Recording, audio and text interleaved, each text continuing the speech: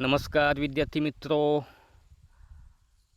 આજના ટોપિકમાં આપણે લાવેલા છે. તમને કીધું હતું મેં તેમ કે જે ગુજરાતી વ્યાકરણમાં આપણે સ્વ લીધેલા ગયા વિડીયોમાં, જો તેમાં વ્યૂ આવશે, લાઇક મળશે તો આપણે બીજો વ્યંજનનો ટોપિક વાઇઝ વિડીયો લાવવાના હતા.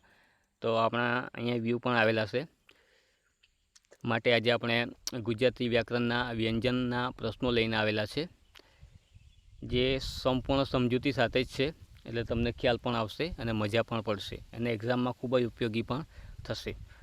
તો આપણી ચેનલ પર નવા વિદ્યાર્થી ભાઈઓ બહેનો આવેલા હોય તો ચેનલને સબસ્ક્રાઈબ કરીને લાઇક કરી દેજો. ચાલો હવે આપણે લાઇકને સબસ્ક્રાઈબ તમે કરી નાખેલું છે, તો હવે આપણે વિડીયો ચાલુ કરીએ.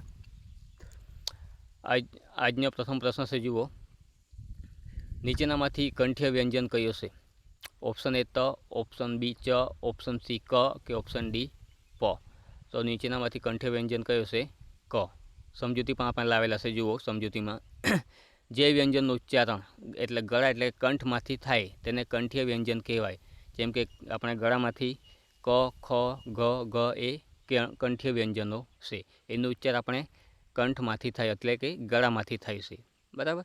પ્રશ્ન નંબર 2 જુઓ. સ કયા પ્રકારનું વ્યંજન છે? તો ઓપ્શન એ દંત્ય, ઓપ્શન બી મૂર્ધન્ય, ઓપ્શન સી ઓષ્ટીય કે ઓપ્શન ડી તાલવ્ય. આપણો જવાબ અહીંયા આવશે ઓપ્શન બી મૂર્ધન્ય. જુઓ સમજૂતી, જે વ્યંજનના ઉચ્ચારણ વખતે જીભ ઉપરના પેઢાના કઠણ ભાગને એટલે કે મૂર્ધા અડે તેને મૂર્ધન્ય કહેવાય. જેમ કે મૂર્ધન્યમાં કયા કયા વર્ણ આવે? ટ છે, ઠ છે, ડ છે, ઢ છે, અણ છે, ર છે અને સ એ મૂર્ધન્ય છે. પ્રશ્ન નંબર 3 જુઓ. નીચેનામાંથી કયો વ્યંજન અઘોષ છે? તો ઓપ્શન એ છે ચ, ઓપ્શન બી ગ, ઓપ્શન સી જ, ઓપ્શન ડી દ. તો આપણો જવાબ આવશે અહીંયા ચ. ચ વ્યંજન એ અઘોષ છે. તો જુઓ સમજૂતી, જે વ્યંજનના ઉચ્ચારણમાં રણકો ઓછો હોય અથવા નાદતંત્રી ઓછી ધ્રુજતી હોય તેને અઘોષ કહેવાય.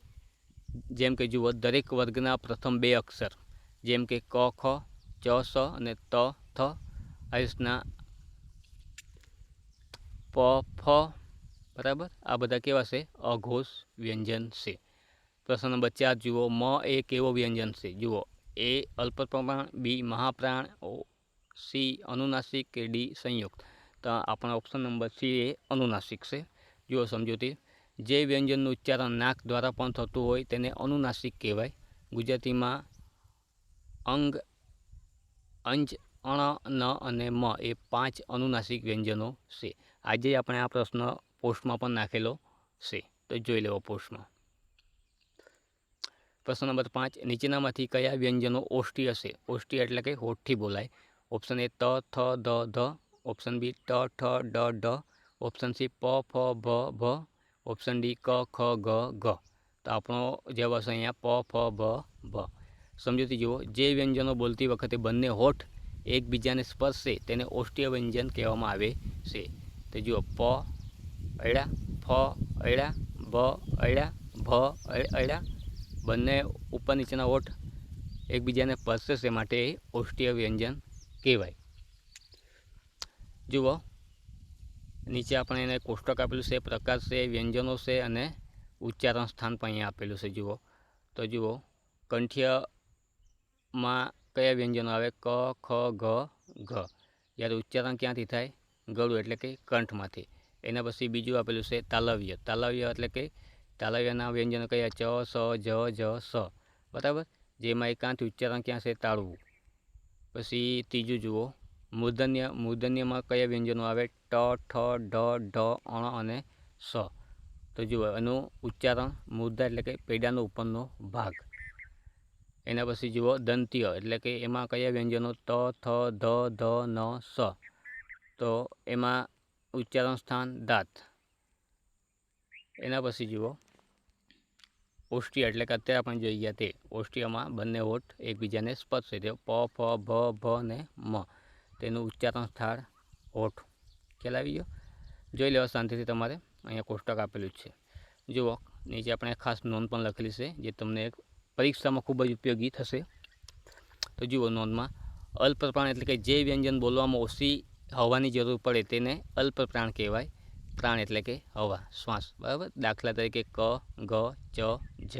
મહાપ્રાણમાં જુઓ, જે વ્યંજન બોલવામાં વધુ હવાની જરૂર પડે તે કે ખ, ગ, સ, જ. અને સંયુક્ત વ્યંજનમાં બે વ્યંજનો જોડાઈને બનેલા અક્ષર એટલે દાખલા તરીકે સ એટલે ક વત્તા સ ને યજ્ઞ એટલે કે જ વત્તા ન્ય. જો પ્રશ્ન નંબર 6 નીચેનામાંથી મહાપ્રાણ વ્યંજનની જોડી કઈ છે? ઓપ્શન એ ક ઘ, ઓપ્શન બી ખ ઘ, ઓપ્શન સી ચ જ કે ઓપ્શન ડી પ બ. આપણો જવાબ આવશે ખ ને ઘ. જો સમજૂતી, જે વ્યંજન બોલતી વખતે ફેફસામાંથી વધુ હવા બહાર નીકળે તેને મહાપ્રાણ કહેવાય. એટલે પ્રાણની જરૂર વધારે પડે. દરેક વર્ગના બીજો અને ચોથું અક્ષર એટલે કે ખ ગ સ જ ઠ ઢ થ ધ ફ ભ એ કેવા છે? બધા મહાપ્રાણ હોય છે. પ્રશ્ન નંબર 7 જુઓ. સ સ સ કયા પ્રકારના વ્યંજનો છે? એ અંતસ્થ, બી ઉષ્માક્ષર, ઓપ્શન સી અનુનાસિક કે ઓપ્શન ડી તાલવ્ય. આપણો જવાબ છે અહીંયા ઉષ્માક્ષર. જો સમજૂતી, જે વ્યંજનોના ઉચ્ચારણ વખતે હવાના ઘર્ષણને લીધે મોઢામાં ગરમી એટલે કે ઉષ્મા ઉત્પન્ન થાય તેને ઉષ્માક્ષર કહેવાય. જેમ કે હ પણ આ જ શ્રેણીમાં આવે છે. પ્રશ્ન નંબર 8 કયો વ્યંજન દંત્ય એટલે કે દંત્ય ઓષ્ઠ્ય એટલે કે દાંત અને હોઠ બંનેની મદદથી બોલાતો છે? તો ઓપ્શન એ મ, ઓપ્શન બી પ, ઓપ્શન સી વ કે ઓપ્શન ડી લ. આપણો જવાબ છે અહીંયા વ. સમજૂતી જુઓ. વ એકમાત્ર એવો વ્યંજન છે જેના ઉચ્ચારણ વખતે ઉપરના દાંત અને નીચેના હોઠનો ઉપયોગ થાય છે. આપણે બોલી જોઈએ વ વ એટલે દાંત અને નીચેના ઉપરના દાંત અને નીચેના હોઠનો ઉપયોગ થયો. બોલી જો તમે પણ ખ્યાલ આવી જશે. પ્રશ્ન નંબર 9 અળ વ્યંજનનું ઉચ્ચારણ સ્થાન કયું છે? ઓપ્શન એ કંઠ્ય, ઓપ્શન બી તાલવ્ય, ઓપ્શન સી મૂર્ધન્ય કે ઓપ્શન ડી દંત્ય. આપણો જવાબ આવશે મૂર્ધન્ય. સમજૂતી જુઓ. અળ એ મૂર્ધન્ય વ્યંજન છે. ખાસ યાદ રાખવું કે થડકાવાળું પણ વ્યંજન કહેવામાં આવે છે. જો વ્યંજન માટેનું એક કોષ્ટક આપણે તૈયાર કરેલું છે અહીંયા, જે યાદ રાખવાથી તમને વ્યંજનના પ્રકાર સરળતાથી ઓળખી શકો અથવા તો યાદ રાખી શકો. જુઓ વર્ગ અઘોષ એટલે કે અ અલ્પપ્રાણ, અઘોષમાં મહાપ્રાણ, ને ઘોષમાં અલ્પપ્રાણ ને ઘોષમાં મહાપ્રાણ. તો જુઓ કંઠ્યમાં અઘોષ કયા કયા છે? અઘોષમાં ક અલ્પપ્રાણ છે, મહાપ્રાણમાં અઘોષમાં ખ, ઘોષ અલ્પપ્રાણમાં ઘ અને ઘોષ મહાપ્રાણમાં ગ અને અનુનાસિકમાં અંગ. આ ડ જેવું દેખાય છે એને અંગ તરીકે વંચાવવામાં આવે છે. એના પછી જુઓ તાલવ્યમાં ચ, સ, જ, જ ને અંજ. આવી રીતના મૂર્ધન્યમાં ટ, ઠ, ઢ, ઢ, અણ. બરાબર, આ અણ એ અનુનાસિક છે. એના પછી દંત્યમાં ત, થ, ધ, ધ અને ન અનુનાસિક. જ્યારે ઓષ્ઠ્યમાં પ, ફ, ભ, ભ ને મ. મ એ શું છે? અનુનાસિક. બરાબર, તમારી વ્યવસ્થિત લખી લેવું ઉપર જોઈને અહીંયા અનુનાસિક, ઘોષ મહાપ્રાણ, ઘોષ અલ્પપ્રાણ, અઘોષ મહાપ્રાણ, અઘોષ અલ્પપ્રાણ કે વર્ગ. અહીંયા બધું આપેલું જ છે, જોઈ લેવું. તમારે નોટ બનાવતા હોય તો નોટ બનાવી લેજો. અગત્યના મુદ્દાઓ જે પરીક્ષામાં પૂછાઈ શકે એવા છે, જેમાં અંતસ્થ વ્યંજન એટલે કે ય, ર, લ, વ જે સ્વર અને વ્યંજનની વચ્ચેની સ્થિતિ ધરાવે છે. ઘોષ વ્યંજનમાં જે અક્ષરોમાં નાદતંત્રીમાં વધુ ધ્રુજારી થાય તે વર્ગનો ત્રીજો અને ચોથો અક્ષર. કંપિત વ્યંજનમાં ર બોલતી વખતે જીભ કંપે છે, જ્યારે પાર્શ્વિક વ્યંજનમાં લ એટલે કે હવા જીભની બાજુમાંથી નીકળી જાય છે. પ્રશ્ન નંબર 10 જુઓ. ધ વ્યંજન માટે નીચેનામાંથી કયું વિધાન સત્ય છે? ઓપ્શન એ અઘોષ અલ્પપ્રાણ, બી અઘોષ મહાપ્રાણ, સી ઘોષ અલ્પપ્રાણ કે ડી ઘોષ મહાપ્રાણ. સમજૂતી જુઓ. ત વર્ગમાં ત, થ, ધ, ધ એ ધ ચોથા ક્રમમાં આવે છે, તો ચોથો અક્ષર હંમેશા ઘોષ અને મહાપ્રાણ જ હોય છે. પ્રશ્ન નંબર 11 નીચેનામાંથી કંપિત વ્યંજન કયો છે? લ, ર, વ કે ય. કંપિત વ્યંજનમાં ર આવે. સમજૂતી જુઓ ર કેમ આવે. બોલતી વખતે જીભના ટેરોમાં કંપન એટલે કે ધ્રુજારી અનુભવાય છે, તેથી તેને કંપિત વ્યંજન કહેવામાં આવે છે.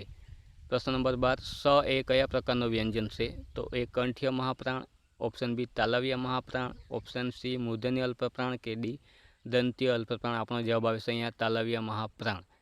કેમ એ આવે છે એ આપણે સમજૂતીમાં જોઈએ. જુઓ સમજૂતી. ચ, સ, જ, જ એ તાલવ્ય છે, તેમાં સ બીજા જ સ્થાને હોવાથી તે મહાપ્રાણ છે. પ્રશ્ન નંબર 13 અળ વ્યંજનને અન્ય કયા નામે ઓળખવામાં આવે છે? ઓપ્શન એ સંયુક્ત વ્યંજન, ઓપ્શન બી અનુનાસિક, ઓપ્શન સી લુઠિત કે થડકાવાળું વ્યંજન કે ઓપ્શન ડી ઉષ્માક્ષર.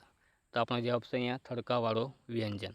જુઓ સમજૂતી, અળ ઉચ્ચારતી વખતે જીભ એકાએક નીચે પસડાય છે, એટલે કે થડકારો અનુભવાય છે, માટે તેને થડકાવાળું વ્યંજન કહેવાય છે. પ્રશ્ન નંબર 14, ગુજરાતી મૂળાક્ષરોમાં ક્ષ પછી કયું અક્ષર આવે? જો હ, ઓપ્શન બી ક્ષ, ઓપ્શન સી સ, ઓપ્શન ડી અળ. સમજૂતી જુઓ, ઉષ્માક્ષરોના ક્રમ ખાસ યાદ રાખવા, જેમ કે સ, શરણાઈનો સ પહેલો આવે, ષટકોણનો સ બીજો આવે અને પછી સસલાનું સ આવે, ત્યારબાદ હ આવે છે. યાદ રાખવાની ટ્રીક જુઓ, કોઈ પણ વર્ગ એટલે કે ક, ચ, ટ, ત, પ માટે અક્ષર 1 અને 3 એ અલ્પપ્રાણ કહેવાય, ઓછી આવવા જોઈએ. અક્ષર 2 અને 4 મહાપ્રાણ કહેવાય, વધુ આવવા જોઈએ. જ્યારે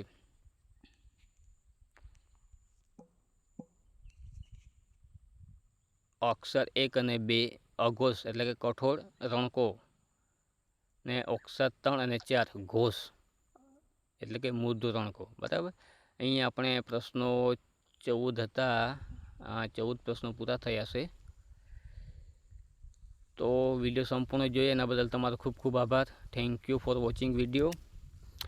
જો તમને વિડીયો પસંદ પડ્યો હોય તો લાઈક કરી દેજો, સબસ્ક્રાઈબ પણ કરી નાખજો. હવે આપણે મળીએ બીજા વિડીયોમાં. ચાલો મળીએ હવે નેક્સ્ટ વિડીયોમાં. આભાર તમારો.